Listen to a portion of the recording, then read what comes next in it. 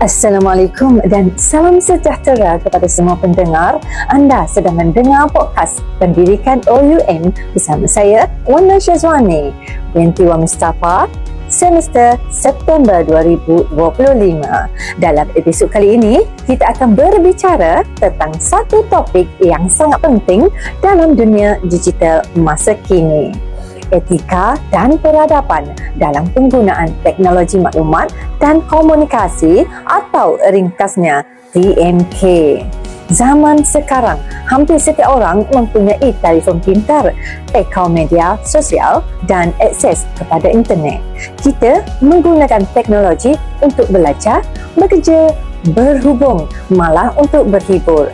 Namun, dalam kegairahan menggunakan teknologi, kita sering terlupa bahawa setiap perbuatan di alam maya mencerminkan nilai dan kepribadian diri kita.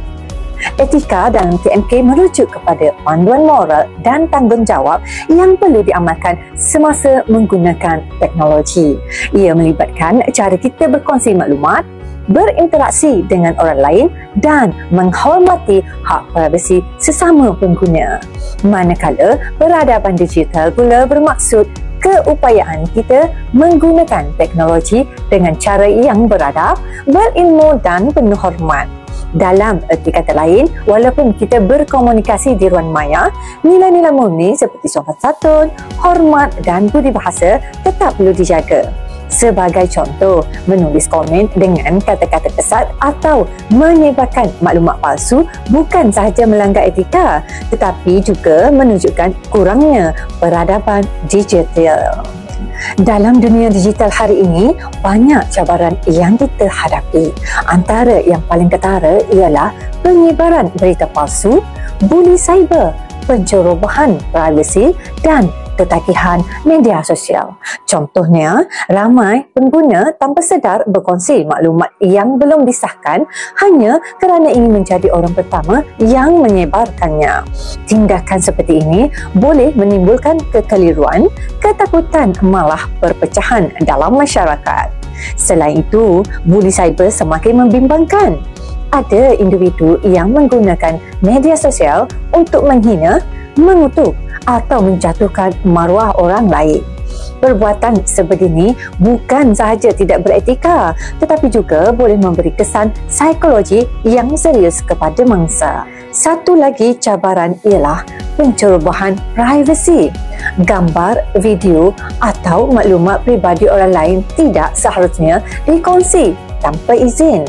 Di sinilah pentingnya nilai tanggungjawab dan empati dalam dunia maya. Untuk membina masyarakat digital yang berperadaban, setiap pengguna perlu mempraktikkan beberapa prinsip penting. Pertama, berfikiran sebelum berkongsi. Pastikan maklumat yang kita sebarkan datang daripada sumber yang sahih dan tidak menyinggung mana-mana pihak.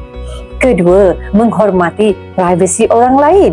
Jangan mendedahkan maklumat atau gambar pribadi tanpa keizinan.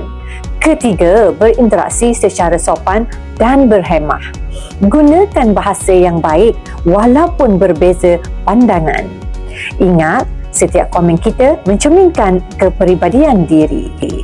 Keempat, gunakan teknologi untuk kebaikan. Jadikan media sosial sebagai platform menyebarkan ilmu, inspirasi dan nilai positif. Kelima, amalkan tanggungjawab digital. Laporkan akaun yang menyebarkan kebencian, fitnah atau penipuan supaya ruang maya kekal selamat dan harmoni untuk semua. Mengamalkan etika dan peradaban digital membawa banyak manfaat kepada masyarakat. Ia membantu membentuk komuniti dalam talian yang harmoni, mengurangkan konflik sosial serta meningkatkan kepercayaan antara pengguna. Dalam konteks Malaysia yang berbilang kaum, etika dalam TMK juga memainkan peranan penting untuk mengekalkan perpaduan nasional. Dengan menghormati pandangan dan budaya orang lain di media sosial, kita dapat mengelakkan salah faham dan mengekalkan keharmonian antara kaum.